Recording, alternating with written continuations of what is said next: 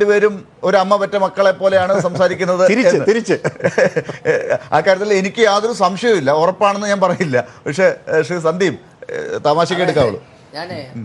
എനിക്ക് ഒരു ബഹുമാനപ്പെട്ട ആരിഫിനോടാണ്. അതായത് അദ്ദേഹം MP ആണല്ലോ.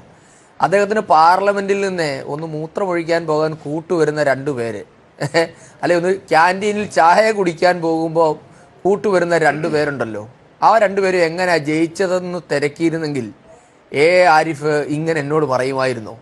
ആ രണ്ടുപേർ എങ്ങനെയാണ് സാറിന് കൂട്ടുവന്നത്? അതൊന്ന് പറയണ്ടേ? അല്ല അവിടെ പോയിരുന്നു, ഒറ്റയ്ക്ക് പോയിരുന്നു, ബോറടിച്ച്, അല്ല മലയാള സിനിമകളൊക്കെ മൊബൈലിൽ കാണേണ്ട അവസ്ഥ വന്നേനെ. ഇതിപ്പോ നിങ്ങൾക്കൊന്ന് മിണ്ടി പറഞ്ഞു വിരിക്കാൻ രണ്ടുപേര് വന്നത് രാഹുൽ ഗാന്ധിയുടെ മുഖചിത്രം വെച്ച് കൈപ്പത്തി വെച്ച് സോണിയാഗാന്ധിയെ അവിടെ കൊണ്ട് നടന്ന് കാണിച്ച് വോട്ട് പിടിച്ചാണ് രണ്ടുപേരും.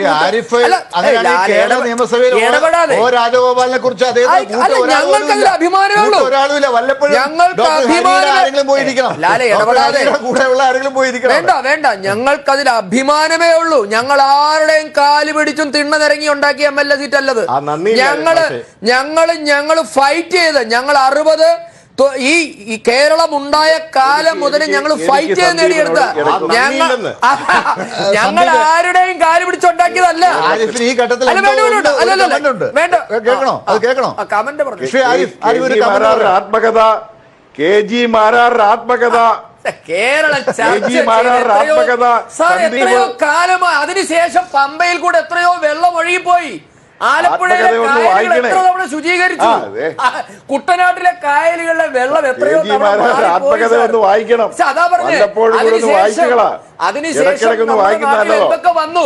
നിങ്ങളുടെ നാട്ടിൽ കാത്തു കെട്ടിക്കിടന്ന ബൈപ്പാസ് മോഡി സർക്കാർ വന്നപ്പോ തന്നില്ലേ? നാട്ടിൽ പല കാര്യങ്ങളും